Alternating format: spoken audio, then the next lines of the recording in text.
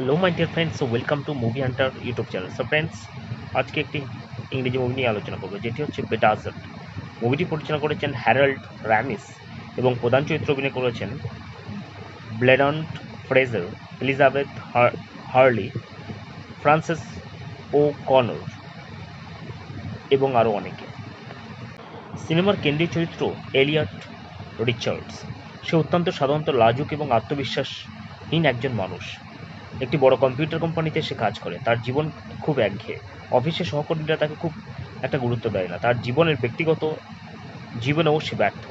Elliot সবচেয়ে বড় সমস্যা হলো সে নিজের মনের কথা কাউকে বলতে পারে না, বিশেষ করে তার সহকর্মী অ্যালিস এর প্রতি তার গভীর আকর্ষণ রয়েছে, কিন্তু অ্যালিসকে সে নিজের ভালোবাসার কথা জানার সাহস পায় না। এলিয়ট মনে করে তার জীবন যদি একটু ভাগ্যবান হতো, যদি সে কোনো আরও বেশি আকর্ষণীয়, আত্মবিশ্বাসী কিংবা সফল মানুষ হতে পারত, তাহলে হয়তো অ্যালিস তাকে ভালোবাসত। একদিন হতাশ এলিয়ট নিজের জীবন নিয়ে খুব বিরক্ত হয়ে পড়ে। ঠিক সে সময় তার সামনে হাজির হয় এক রহস্যময় সুন্দরী নারী। সে নিজেকে পরিচয় দেয় ডেভিল, অর্থাৎ শয়তান হিসাবে। প্রথমে এলিয়ট বিষয়টিকে মজার বলে মনে করে, কিন্তু খুব দ্রুত সে বুঝতে পারে এই নারী সত্যি অতিপ্রাকৃত ক্ষমতার অধিকারী। ডেভিল তাকে একটি প্রস্তাব দেয়। সে বলে এলিয়ট যদি তার সঙ্গে একটি চুক্তি করে, তাহলে তার 7টি অর্থাৎ 7 ইচ্ছা পূরণ করা যাবে, কিন্তু এর বিনিময়ে এলিয়টকে তার আত্মা শয়তানের কাছে দিয়ে দিতে হবে সর্বশেষে। এলিয়ট প্রথমে দ্বিধায় পড়ে যায়, কিন্তু অ্যালিসকে পাওয়ার প্রবল আকাঙ্ক্ষা এবং জীবনের ব্যর্থ যে বদলে ফেলার ইচ্ছা তাকে শেষ পর্যন্ত রাজি করিয়ে দেয়। এখান থেকে শুরু হয় তার জীবনের সবচেয়ে অদ্ভুত এবং হাস্যকর অভিযান। এলিয়ট মনে করেন তার সব সমস্যার মূল কারণ হলো সে গরিব এবং সাধারণ। তাই প্রথম ইচ্ছা সে চায় পৃথিবীর সবচেয়ে ধনী এবং ক্ষমতাবান মানুষ হতে। ডেভিল তার ইচ্ছা পূরণ করে দেয়। হঠাৎ এলিয়ট নিজেকে একটি বিশাল প্রাসাদের মতো বাড়িতে দেখতে পায়, চারদিকে বিলাসিতা, দামি গাড়ি, চাকর বাকর এবং প্রচুর সম্পত্তি। সে নিজেকে একজন বিশাল ধনী ব্যবসায়ী হিসেবে আবিষ্কার করে। এলিয়ট ভাবে এবার অ্যালিস নিশ্চয়ই তাকে ভালোবাসবে, কিন্তু কিছুক্ষণ পরে সে বুঝতে পারে তার সম্পদ থাকলেও তার ব্যক্তিগত জীবন সুখী নয়। আরও বড় সমস্যা হলো এই পৃথিবীতে তার সম্পর্ক ও পরিচয় বদলে গেছে। তার নতুন জীবনের কিছু অদ্ভুত বাস্তবতা তাকে বিব্রত করে তোলে। সে বুঝতে পারে শুধু টাকা থাকলে ভালোবাসা পাওয়া যায় না। তাই সে ডেভিলকে বলে এই ইচ্ছা আমার পছন্দ হয়নি। ডেভিল তখন তাকে মনে করিয়ে দেয় চুক্তি অনুযায়ী তার এখনও আরও 6টি ইচ্ছে বাকি রয়েছে। এলিয়ট এবার আরও সরাসরি সিদ্ধান্ত নেন। সে চায় অ্যালিস যেন তাকে গভীরভাবে ভালোবাসে। ডেভিল আবার তার ইচ্ছা পূরণ করে দেয়, কিন্তু এখানে সমস্যা দেখা দেয়। এলিয়ট যে ধরনের ভালোবাসা চেয়েছিল সেটা সে পায় না। পরিস্থিতি এমনভাবে বদলে যায় যে অ্যালিসের সঙ্গে তার সম্পর্ক স্বাভাবিক ও সুখকর হয় না। এলিয়ট বুঝতে পারে কাউকে জাদুর মাধ্যমে নিজের প্রেমে ফেলা সম্ভব হলেও সেই সম্পর্ক সত্যিকারের ভালোবাসা নয়। তারপরে সে হাল ছাড়ে না। এলিয়ট এবার নিজের ব্যক্তিত্ব বদলানোর সিদ্ধান্ত নেয়। সে চায় যেন একজন অত্যন্ত সুদর্শন, শক্তিশালী এবং আকর্ষণীয় পুরুষ হয়ে যায়। ডেভিল তার শরীর এবং ব্যক্তিত্ব পরিবর্তন করে দেয়। এলিয়ট এবার সম্পূর্ণ অন্য মানুষ। তার চেহারা আকর্ষণীয়, শরীর শক্তিশালী এবং আত্মবিশ্বাসও বেড়ে যায়। কিন্তু এখানেও তার সমস্যা থেকে যায়। সে বুঝতে পারে শুধু সুন্দর চেহারা দিয়ে মানুষের হৃদয় জয় করা যায় না। তার স্বভাব, পরিস্থিতি এবং অন্যদের সঙ্গে সম্পর্ক সবকিছু গুরুত্বপূর্ণ। এলিয়ট যতবার জীবনের নিখুঁত করতে চায়, যতবার জীবনকে, ততবারই তার ইচ্ছা কোনো না কোনো অপ্রত্যাশিত সমস্যা সৃষ্টি করে। এবার সে একজন মানুষ হতে চায় যার প্রচণ্ড ক্ষমতা ও সামাজিক মর্যাদা রয়েছে। আরেকবার সে এমন জীবন চায় যেখানে যে একজন বিখ্যাত ব্যক্তি।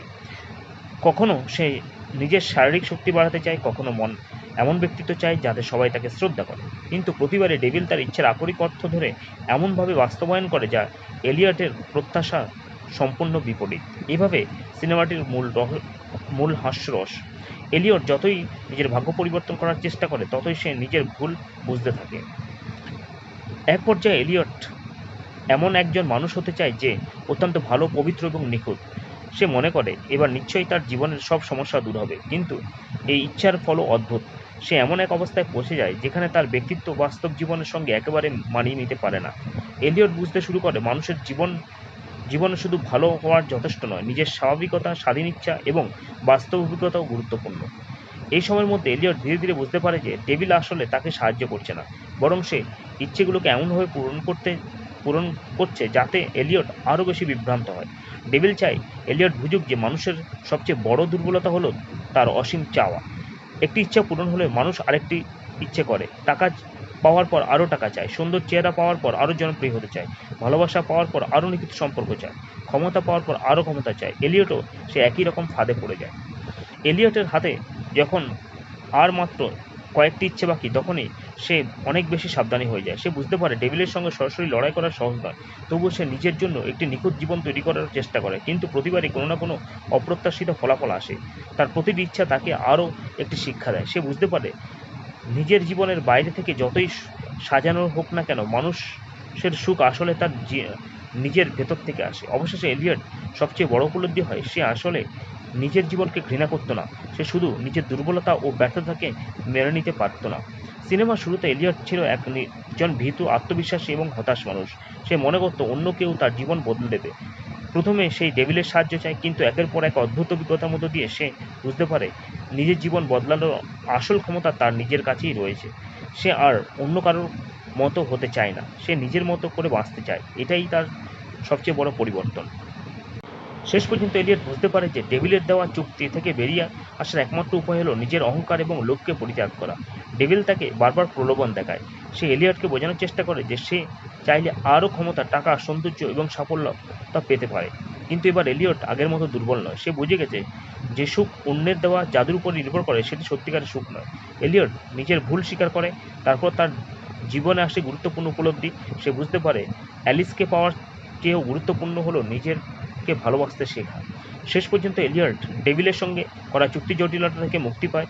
সে আবার নিজের স্বাভাবিক জীবনে ফিরে আসে, কিন্তু এবার সে আগের এলিয়ট নয়।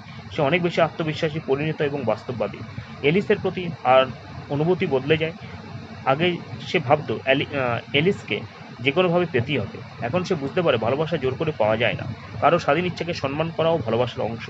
শেষ দিকে এলিয়টের জীবনে আরও একটি গুরুত্বপূর্ণ ঘটনা ঘটে। সে এমন একটি পরিস্থিতিতে পড়ে যেখানে ডেভিল আবার তাকে প্রলোভন দেখানোর চেষ্টা করে, কিন্তু এবার এলিয়ট তার ফাঁদে পা দেয় না। সে নিজের জীবনকে যেমন আছে তেমনভাবে গ্রহণ করে। বেডাজল্ট বা অবাক হওয়া শুধুমাত্র একটি কমেডি সিনেমা নয়, এর মধ্যে মানুষের ইচ্ছে, লোভ, ভালোবাসা এবং আত্মপরিচয় নিয়ে একটি গুরুত্বপূর্ণ বার্তা রয়েছে। সিনেমাটি দেখায় আমাদের অনেক সময় আমরা মনে করি আমি যদি ধনী হতাম তাহলে খুব সুখী হতাম, অথবা আমি যদি আরও সুন্দর হতাম সবাই আমাকে ভালোবাসতো। কিন্তু বাস্তবে সুখ শুধু টাকা, সৌন্দর্য, ক্ষমতা বা জনপ্রিয়তার উপর নির্ভর করে না। এলিয়টের 7টি ইচ্ছা আসলে মানুষের 7 ধরনের আকাঙ্ক্ষার প্রতীক। সে কখনো নিজের নিজের জীবনে কোনো একটি সমস্যা বাইরের কোনো শক্তির মাধ্যমে সমাধান করতে চায়, তখনই নতুন সমস্যা তৈরি হয়। শেষ পর্যন্ত বুঝতে শেষ পর্যন্ত বুঝতে পারে ইলিয়ার জীবনের নিখুঁত করার চেষ্টা করার চেয়ে জীবনকে গ্রহণ করা অনেক বেশি গুরুত্বপূর্ণ। আর ভালোবাসার ক্ষেত্রেও সিনেমাটি একটি গুরুত্বপূর্ণ কথা বলে, কাউকে জাদু বা শক্তির মাধ্যমে নিজের প্রেমে ফেলা যায়, কিন্তু সত্যিকারের ভালোবাসা কখনো জোর করে তৈরি করা যায় না।